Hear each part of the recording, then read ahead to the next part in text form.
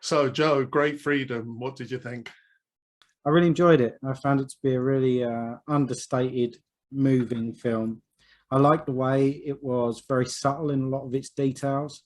And the first of the three timelines is obviously set immediately after the Second World War, but it speaks about what they've been through during the war in a really oblique kind of way.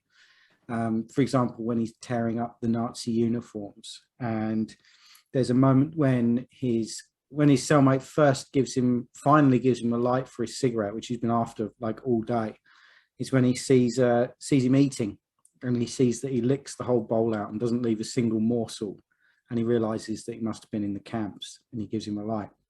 And then, of course, he sees his tattoo, and there's that great scene where he's tattooing over it. And I like the fact that this is a central character who is himself, and he doesn't stand up for that in any sort of overtly rebellious way, but with a quiet heroism, which over the course of the film becomes remarkable in a really sort of quiet, understated way.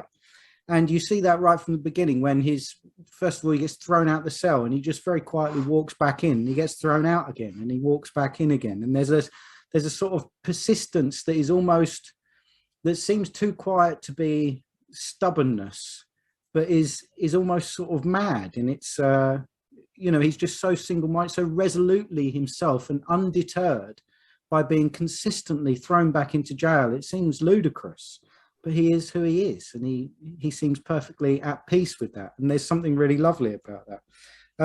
There is plenty of absurdity about this paragraph 175 and the law in general. One is the sort of crazy, funny thing of where he says that perhaps we should actually flee into the GDR. And of course, everyone else is trying to do completely the opposite, but they have slightly different laws on the other half of Germany.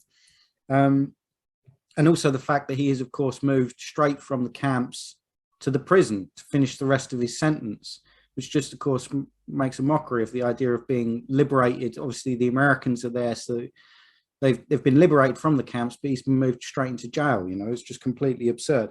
The whole film has a kind of Shawshank Redemption-y kind of feel, I felt. I really like the prison genre because it lends itself so brilliantly to the buddy movie, which essentially this is. It's a very low-key romance and essentially kind of a buddy movie.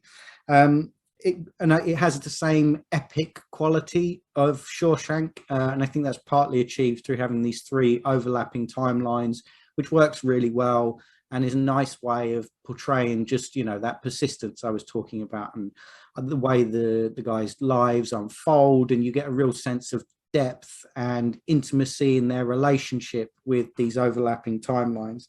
And then there was the one moment of like quite exuberant or demonstrative catharsis where his lover dies and his cellmate finally hugs him in the prison cell and just supports him there. And that was, really moving. But apart from that scene, everything else is really low key. And I did feel occasionally it felt like the understatement felt slightly thin rather than just restrained, like it was missing beats rather than playing them quietly.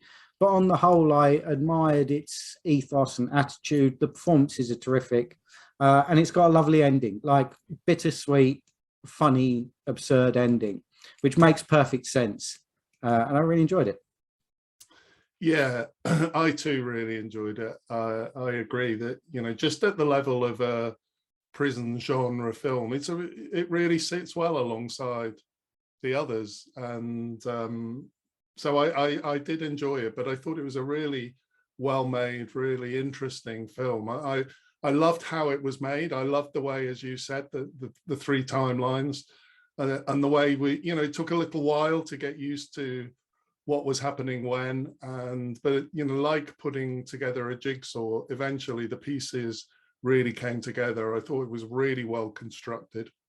I really liked how when his memories of things, sometimes it used a different format to show where he was having a memory, or those scenes at the beginning of when he was meeting guys in the toilets or wherever it was. I really liked that, you know, so just the way this film was constructed, I thought it looked really good, and it, in an understated way, as you said, everything about this film is understated. It's not kind of epic like a prison drama. The whole thing is understated, but for me it works really well. I often raise the point, and you and I have discussed this a few times off this podcast. I've got to be in my bonnet about films that have a political message, a strong political message, that get it wrong, you know, that kind of push it too much, or that just, you know, are too overtly political. And I tend to probably be harsher on films where I'm in sympathy with the message, you know. I thought this film was fantastic because obviously it's got a lot of politics in it, you know, from the Holocaust through to the treatment of homosexuality up. And I mean, I was born in 1962, you know, some of the parts of this film happened in my lifetime, which is, you know, shocking. When you really think about that, it just seems so absurd. What I really like about the way this was done is, because it was understated, it focused on the detail, some little details which are probably missed. And I think when there's a big change, like in 1968, when that law was changed, you know, and I didn't know that was the, you know, I learned that from this film, that's when the law changed in Germany. Whenever there's a big change, you know, people know the change happened, but it comes and goes in the news, and then you don't think about it again. And I really appreciate a film like this that takes us back and kind of just shows us various angles and perspectives of it. You know, that this film picks up a lot of those small details that weren't even necessary, you know, wouldn't have been in the headlines in 1968. But just, you know, it's a really multi-leveled, interesting story about, well, it's not about the prison camps and prison as such. As you say, it's a film about friendship. It's a film about love and intimacy between two guys, basically. But I really appreciated that about it, that it made me think, God, you know, I mean, it seems incredible, doesn't it, that, you know, he was released from a prison camp, and as you say, just put straight into a prison and treated, you know, the guy who'd committed murder looked down on him.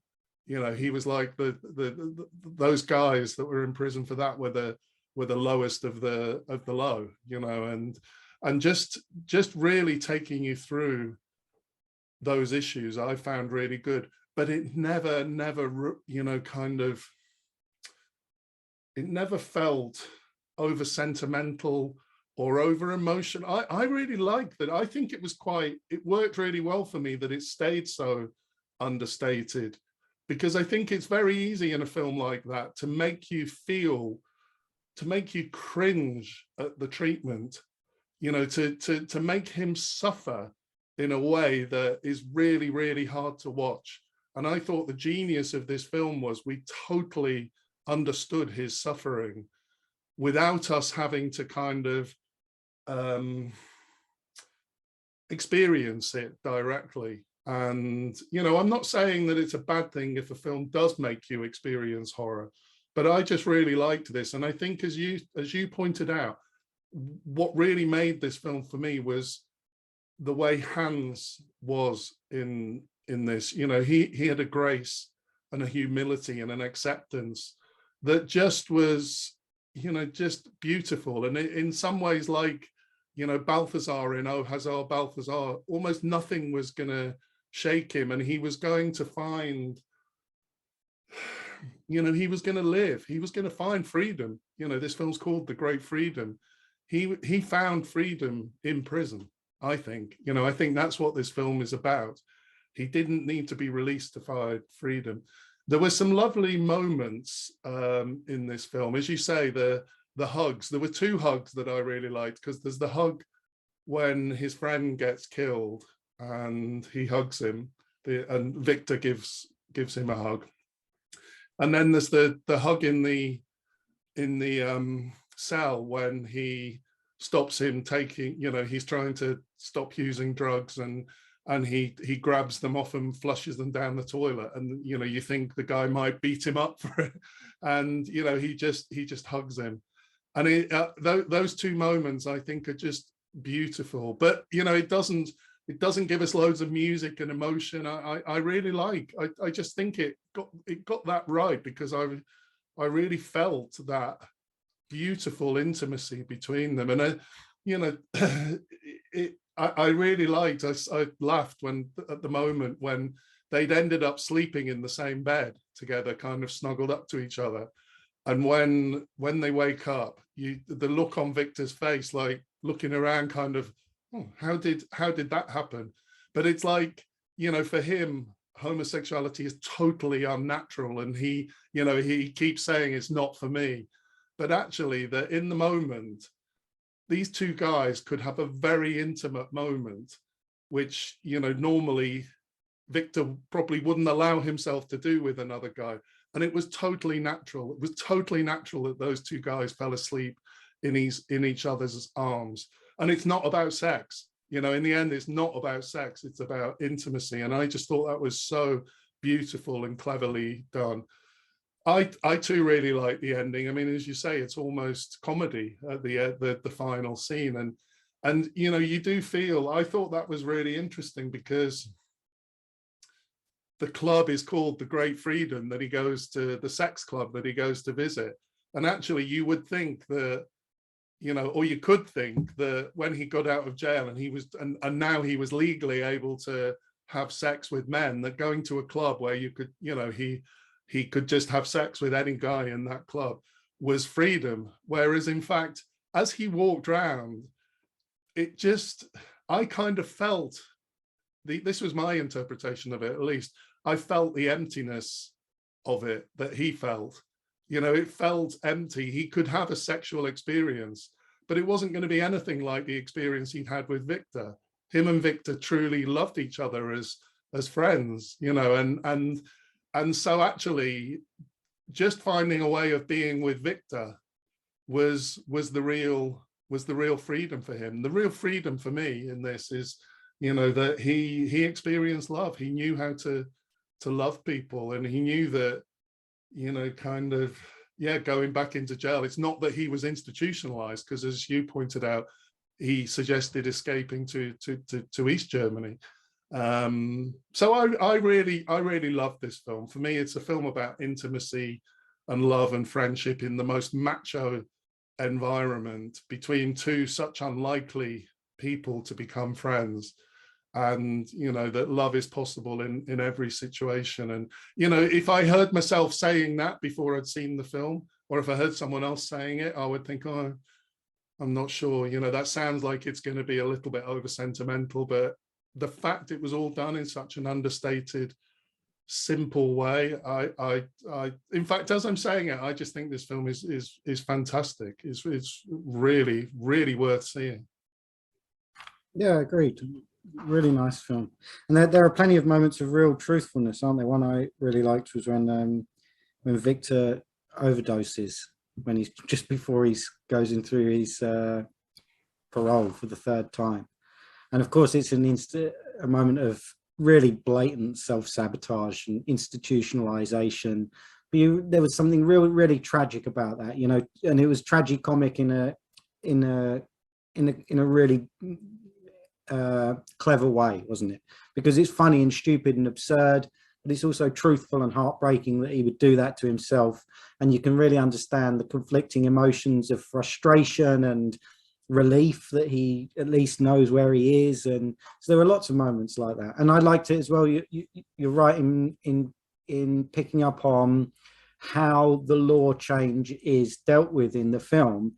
It's not that there's some announcement or that it cuts to newsreel footage. It treats it the way lots of people would have experienced that law change, that he just sees it on the front of Der Spiegel, and he had no idea, and he shows it to Victor, and Victor says, can they do that? Can they just abolish a law?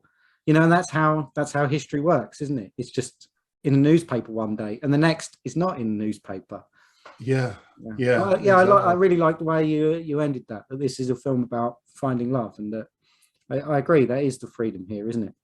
The great Yeah, thing that he and Victor, they have a really meaningful relationship. yes, yeah, yeah. And that you're talking about the scene with Victor where he sabotages his release. Um, you know, obviously Hans is the main character of this film, I would say. You know, he's the character that we're kind of most interested in. But I think actually it does tell us quite a lot about Victor's story as well. And you know, we see all the way through, you know, even when he's friends, even once he becomes really good friends with Hans, he can lose his temper with him really easily. He cannot control his temper, you know, and in some ways, I mean, I think that, you know, many times when people do horrible crimes, it's because they're unable to control their emotions. And you know, I mean, Victor wasn't a bad man. You know, he told the story later in the film of how he came home and found his wife or his partner in bed with. He came back from the war and he found his partner in bed with another man, and he killed the man. You know, in a moment of rage. And you know, it wasn't that he kind of set out to commit a murder. And I thought it actually handled his story quite nicely as well. We felt empathy for Victor, I think, or I felt empathy for Victor, and it was just as a kind of secondary story. I thought that was really well done as well. You know, that when you say someone's in prison for murder, it's you know, you just, it's so easy to have very simple black and white thoughts about that, but these things are always much more complex. And so yeah, you know, I've been thinking about the film quite a lot afterwards. I think it's one of those films that almost it would be good for everyone to see because it definitely kind of leaves you with a lot to think about, but it's an enjoyable watch as well. Yeah, it is. Yeah, very enjoyable. Highly recommended. Yeah, so what are we watching next? Next is another Ryosuke Hamaguchi film, Wheel of Fortune and Fantasy. Oh, really looking forward to that.